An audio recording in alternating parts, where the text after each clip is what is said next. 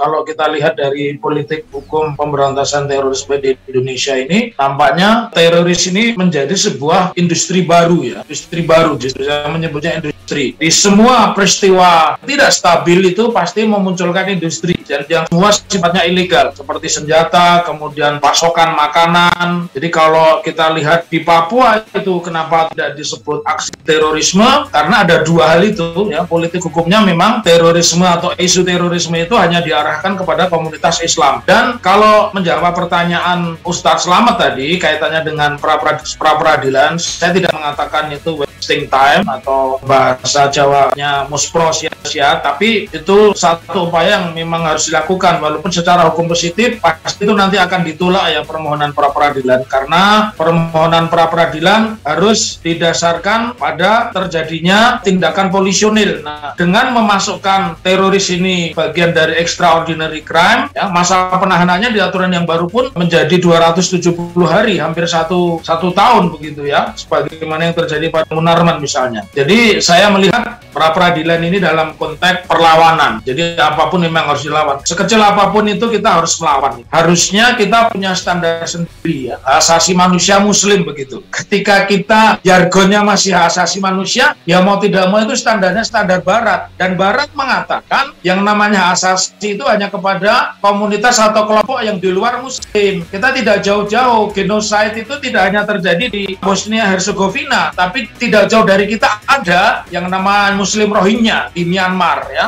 Kita tidak bisa berbuat apa-apa. Bahkan PBB pun tidak bisa berbuat apa-apa. Kita juga lihat misalkan terjadinya ethnic cleanser terhadap suku Uighur ya, yang kemudian mereka berubah kulturnya, mereka rubah bahasanya, mereka rubah hukumnya, dan statusnya mereka sekarang disebut sebagai Xinjiang. Yang itu biadab, itu rumah-rumah perempuan Muslim dimasuki laki-laki China, mereka kemudian supaya melahirkan anak yang tidak mengenal agama Islam, dan itu faktanya begitu. 2009 saya mengunjungi China, ada satu masjid besar, itu mayoritas jamaahnya sudah tua ya, sudah tua. Jadi saya tidak tahu apakah kalau saya berkunjung ke sana lagi mereka masih hidup atau masjid itu justru kosong, dan pola-pola itu nampaknya dipakai di Indonesia ini. Alasan saya kenapa detasemen khusus ini harus dibubarkan itu setidaknya ada 4. Tidak jelas perintahnya itu siapa yang memberi perintah, perintahnya sampai kapan ya, kemudian perintahnya berupa apa, termasuk membunuh itu perintah atau tidak, karena rata-rata mohon maaf bukan tersangka ya, terduga. Jadi belum pernah tersangka, terduga saja sudah tembak mati. Kemudian yang keempat yang paling prinsip itu senjata diperoleh duitnya dari mana. Itu yang menyebabkan tidak boleh di sebuah negara hukum ada sebuah institusi yang tidak bisa dilakukan yang namanya legal audit. Sangat berbahaya, siapapun nanti kalau tidak cocok, tidak dikehendaki, bisa jadi akan diteroriskan, dan itu sudah menimpa kepada Munarman. Munarman diteroriskan ketika dia tengah atau akan melakukan pembelaan kepada Habib Rizik Syihab.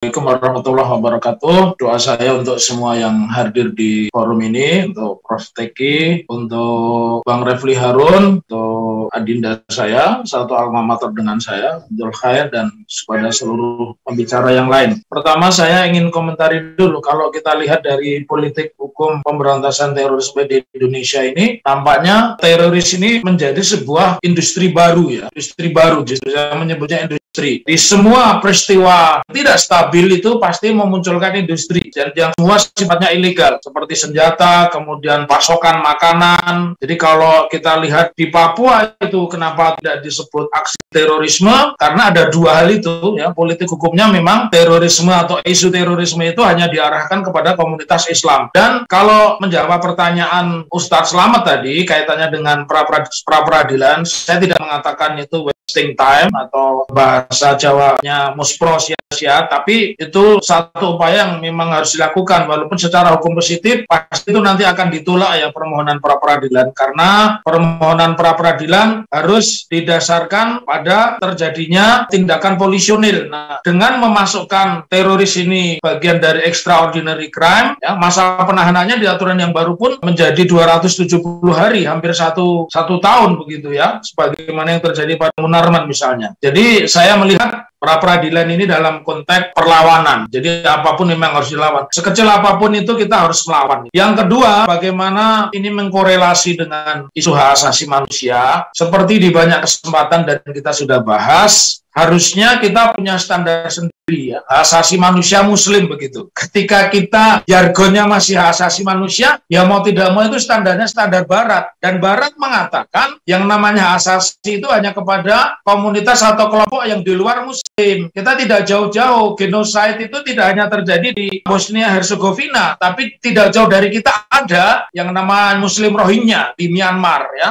Kita tidak bisa berbuat apa-apa. Bahkan PBB pun tidak bisa berbuat apa-apa. Kita juga lihat misalkan terjadinya ethnic cleanser terhadap suku Uighur ya, yang kemudian mereka berubah kulturnya, mereka rubah bahasanya, mereka rubah hukumnya, dan statusnya mereka sekarang disebut sebagai Xinjiang. Yang itu biadab, itu rumah-rumah perempuan muslim dimasuki laki-laki China, mereka kemudian supaya melahirkan anak yang tidak mengenal agama Islam. Dan itu faktanya begitu. 2009 saya mengunjungi China, ada satu masjid besar, itu mayoritas jamaahnya sudah tua ya, sudah tua. Jadi saya tidak tahu apakah kalau saya berkunjung ke sana lagi mereka masih hidup atau masjid itu justru kosong. Dan pola-pola itu nampaknya dipakai di Indonesia ini, Mas Ustadz Slamet. Saya sudah menulis ya di buku saya Terorisme dalam Demokrasi. Ini kajiannya kaitan dengan bahwa partai-partai itu sebenarnya juga bagian dari teroris karena menerima uang korupsi ya. Jadi uang korupsi itu perputarannya di partai dan menimbulkan kecemasan secara meluas. Kalau kita lihat deskripsinya ya, deskripsi teroris, maka itu masuk kategori teroris, karena teroris itu misalkan satu, pelanggaran hak asasi manusia, kemudian yang kedua mengancam ketertiban dan keamanan, dilakukan secara sistematis dan terorganisir, kemudian berdampak besar atau mengancam stabilitas politik satu negara, dan kejahatan yang dilakukan secara masif serta sistemik. Lupa tadi ada satu pertanyaan, penangkapan terhadap ketiga ustadz itu jelas, itu pelanggaran dari baik hukum acara maupun HAM, karena salah satu asas penting yang kita anut dan diajarkan, ya semua dosen pidana selalu mengajarkan yang disebut asas legalitas, nullum delictum nulla punam sine previa lege punali, tiada pidana tanpa kesalahan berdasarkan aturan yang sudah ada sebelumnya. Kalau kita lihat belum ada peristiwa terorisme, tahu-tahu orang ditangkap dan penangkapan pertama dia dituduh bagian dari yang merencanakan. Kemudian dilibatkan yang terakhir itu terlibat dalam pendanaan. Nggak boleh. Hukum positif kita, asas legalitas kita tidak bisa seperti itu. Mohon maaf ini, kalau kita di perempatan ada orang ngenceleng, istilah kita ngasih, ternyata yang ngenceleng ini ngerampok, duitnya dibeli senjata untuk ngerampok, kita kena turut serta. Nggak begitu. Hukum pidana kita bukan seperti itu. Bukan seperti itu. Lalu buku saya yang lain, nah ini khusus membahas tentang Densus dan terorisme negara. Saya nggak tahu nih, Bang Refli pasti udah nyuplik-nyuplik ini, kok tadi komentarnya menyinggung tentang terorisme negara. Emang kajian saya di situ itu ya. Jadi terorisme itu dengan tadi mengancam ketertiban secara sistematis, kemudian berdampak. Kalau kita lihat sekarang, kalau kita lihat state of terrorism itu adalah Yahudi atau Israel, kemudian Amerika yang tadi di awal disebutkan, ternyata banyak veteran mereka yang ditipu, disuruh memerangi Afghanistan, disuruh memerangi Irak atau Libya, ternyata mereka bukan teroris ya. Kemudian bintang jasanya pada dilempar semua ya. Jadi kalau saya melihat dalam konteks ini, kita harus lihat dulu Densus 88 ini kan ada simbol ya, bahwa itu bagian dari jumlah warga negara Australia yang meninggal dunia. Tapi kita mulai kajian itu dari tahun 2000. Tahun 2000 itu terjadi bom di Kedubes Filipina itu, Ustaz Slamet ya. Dengan diikuti kemudian serangan-serangan yang lain di Bursa Efek,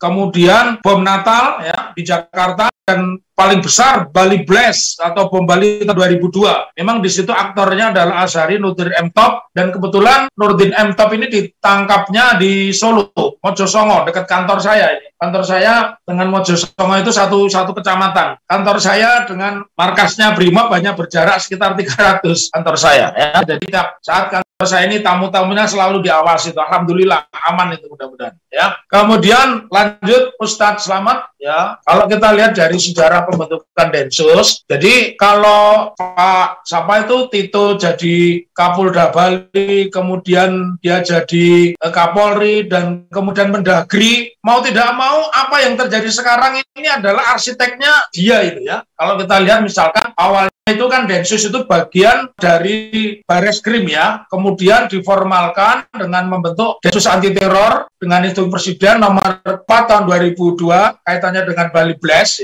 ya. Kemudian diterbitkanlah pada taraf ini adalah dengan menerbitkan Perpu nomor 1 dan Perpu nomor 2. Jadi kalau kita lihat dengan memakai teori konspirasi, karena kebetulan di saat Bali Blast itu saya juga menjadi tim penasihat hukum ya. Jadi saya menjadi tim penasihat hukum dari Trio Tenggulun. Trio Tenggulun itu adalah Ali Imron, kemudian Amrosi. Ya, dan Muklas. Yang dua itu sudah meninggal, yang satu ini jadi agen. Jadi Ali Imron itu agen, 100% dia agen itu ya. Dia bebas itu, memang statusnya dihukum seumur hidup. Tapi sejatinya dia bebas, dia agen ya, agen. Dan di tangan dialah semua alumni Afgan itu tertangkap. Kalau saya lihat lebih mempersempit, yang ditangkap ketiganya itu memang pernah berjihad ke Afgan. Trio Tenggulun, Muklas, Amrosi, dan Ale Imron ya. Ale Imron itu giginya kan rontok, itu dipukulnya di Solo. Saya mengikuti semua. Jadi kalau cerita tentang bom Bali itu insya Allah saya sangat hafal. Sampai hari ini saya tidak meyakini Bali Blast itu sebagai efek dari bom ikan yang dibuat oleh Amrosi dan kawan-kawan, karena berdasarkan teori konspirasi Juvial itu warga negara Australia, dia itu ahli terorisme. Ternyata beliau mengatakan, jadi kalau teori konspirasi itu memang sudah di-create, nanti akan ada bom yang meledak, dan bom itu pelakunya Amrosi. Tapi pada saat bersamaan sebenarnya sudah ada kelompok lain yang lebih canggih. Jadi menurut saya masih menyimpan itu di dalam buku saya, pendapat Juvial, bahwa yang menyebabkan terjadinya creator atau kawah sebagai akibat bom Bali itu tidak mungkin kalau itu disebabkan oleh yang namanya bom ikan. Itu pasti disebabkan oleh Seaforce. Ya, Seaforce itu di negara Asia ini yang memiliki hanya Australia dan Singapura. Maka muncul pertanyaan, jadi walaupun mereka sudah dihukum mati, walaupun mereka semua jaringannya ditangkap sebagai pelaku bom Bali, saya menolak karena ada satu scientific justice crime yang tidak terjadi. Apa itu scientific justice crime? Belum pernah didatangkan seorang ahli bom untuk bercerita apakah benar bom ikan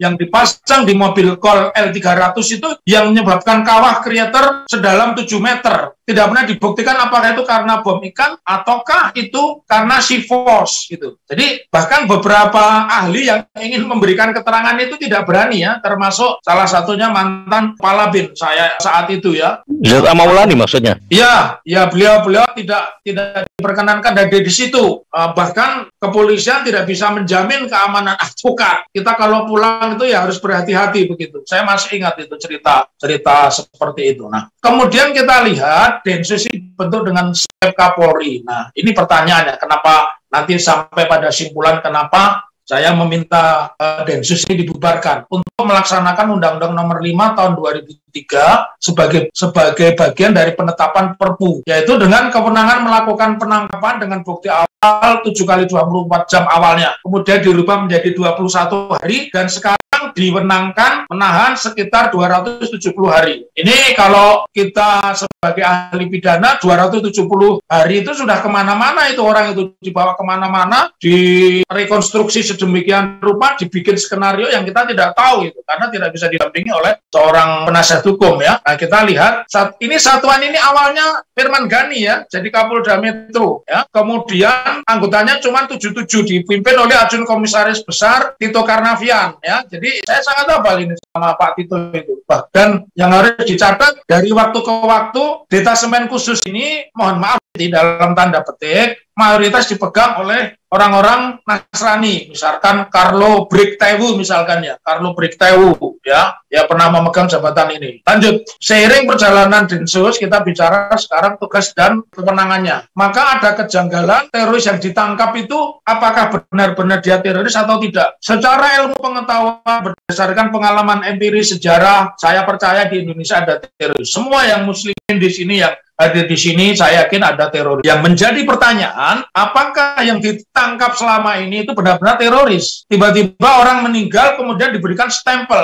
Nanti di dalam catatan saya ada ini ya, dari yang saya tulis, dari sepanjang tahun 2021, bulan Januari, sampai dengan September, itu tercatat yang ditangkap Densus itu 315 jiwa. Ya, lanjut slide berikutnya. Kemudian kita juga lihat tadi bahwa otomatis apa yang menimpa tiga ustadz ya, termasuk sebelumnya kita yang jadi heboh karena kebetulan mereka tidak tahu kalau korbannya ini adalah warga Muhammadiyah. Jadi sesuatu yang muskil begitu. Muskil kalau tiga ustadz tadi yang bikin partai dia sudah ikut alur positifnya negara dengan mengaksiden, tiba-tiba ditangkap dengan sangka teroris, ini sesuatu yang menurut saya tidak masuk akal begitu. Kemudian kita lihat bagaimana Densus menangkap Siono yang tadinya masih sehat, pulang kemudian meninggal dunia, dan ini menjadi masalah serius, bukti masalah serius, dan untuk menutupinya keluarganya kan diberikan uang duka, tetapi ditolak kan. Nah, kita lihat secara fisik Siono ini meninggal dengan patah tulang dada dan tidak bisa bernapas akhirnya, tembus ke paru-paru, meninggal akhirnya. Tindakan-tindakan yang tidak lazim dilakukan oleh Densus 88 terhadap terduga-teroris lainnya adalah saat kejadian di Poso. Ya. Nurdin alias Mat tewas ditembak mati oleh tim detasemen khusus. Sebelum ditembak, dari sisi forensik kita lihat Nurdin ini ditabrak oleh mobil aparat. Jadi baru menurut saya di eranya siapa ini, eranya Kapolri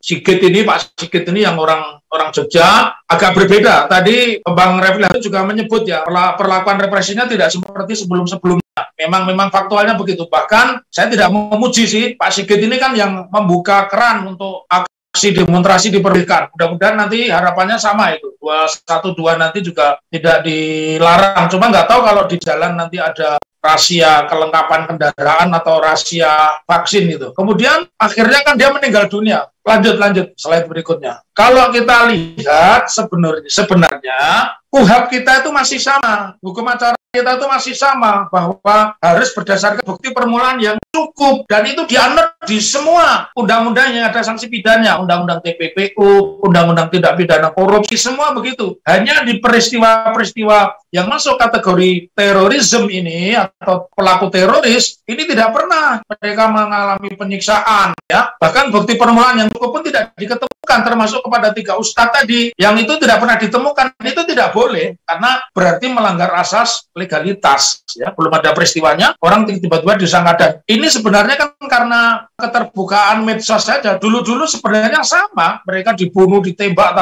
tanpa penjelasan. Ketika medsos begitu kuat, mau tidak mau karena media mainstream sudah terbeli ya, akhirnya mereka juga membuka ada ruang-ruang kecil yang masih membolehkan kita untuk bicara tentang terorisme. Lanjut ya. Lalu terorisme ini memang sudah menjadi stempel ya. Jadi stempel yang menyebabkan orang itu kalau ditempeli dia menjadi najis. Oleh karena itu partai-partai Islam pun tidak ada yang secara serius, misalkan mengajukan interpelasi ya, atau dia bersuara keras mendatangi Mabes Polri untuk membatalkan detasemen khusus dan sebagainya, atau dia meminta presiden dan seterusnya, tidak ada, karena memang stempel teroris ini sudah dalam bahasa hukum mati perdata. ketika orang sudah disebut teroris mati perdata, dia itu bukan seperti manusia. Utang bank juga nggak bisa, berbisnis tidak bisa, keluar rumah pun oleh masyarakat sudah diposisikan bukan sebagai manusia dalam tanda petik. Ini memang satu skenario yang luar biasa ya. Jadi kalau kita lihat, lalu lanjut yang berikutnya sebelum saya menutup, saya ingin sampaikan begini, kenapa di judul paper ini saya meminta Densus itu dibubarkan. Ada satu alasan penting, ya. Tidak bisa dilakukan yang namanya legal audit. Kita tidak tahu perintah itu dari siapa, perintahnya apa, perintahnya sampai kapan, kemudian anggarannya dari mana, KBO-nya itu siapa. Tidak boleh di sebuah negara yang sudah maju, semua kementerian itu bisa diaudit. Menteri tentara itu bisa diaudit beli senjatanya di mana, karena mereka punya Menteri Pertahanan. Kalau Densus itu tidak bisa, dan saya yakin jangankan Komisi 3, Kapolri pun tidak tahu sumber keuangan dari Detesmen Khusus karena dia menjadi pasukan yang tiba-tiba begitu hebat ya. Dan ada perkembangan di kepolisian juga, Kapolri melarang tim ini tim itu yang ada dimulai dari Polda Metro. Kan beberapa institusi yang ada di luar Polri itu kan dilarang. Saya berharap tekanan masyarakat ini harus kuat supaya Densus dibubarkan. Sudah ada Bareskrim ya. Kalau extraordinary crime, korupsi sudah ada extraordinary crime, dan penanganannya juga tidak seperti itu ya. Kalau di Indonesia ini tetap dipertahankan, kita tidak pernah tahu siapa komandannya, tugasnya sampai kapan, kemudian uangnya dari mana, bahkan persenjataannya di dalam hal tertentu itu lebih canggih dari yang dimiliki oleh Kopassus. Tentu ini sesuatu yang sangat berbahaya ya, sesuatu yang sangat berbahaya. Jadi alasan saya kenapa Detesmen Khusus ini harus dibubarkan itu setidaknya ada 4. Tidak jelas perintahnya itu siapa yang memberi perintah, perintahnya sampai kapan ya, kemudian perintahnya berupa apa, termasuk membunuh itu perintah atau tidak, karena rata-rata mohon maaf bukan tersangka ya, terduga. Jadi belum pernah tersangka, terduga saja sudah tembak mati. Kemudian yang keempat, yang paling prinsip, itu senjata diperoleh duitnya dari mana. Itu yang menyebabkan tidak boleh di sebuah negara hukum ada sebuah institusi yang tidak bisa dilakukan yang namanya legal audit. Sangat berbahaya. Siapapun nanti kalau tidak cocok, tidak dikehendaki, bisa jadi akan diteroriskan, dan itu sudah menimpa kepada Munarman. Munarman diteroriskan ketika dia tengah atau akan melakukan pembelaan kepada Habib Rizik Syihab. Itu Pak Slamet pemaparan singkat saya. Terima kasih. Ya, terima kasih Dr. Muhammad Taufik atas perspektifnya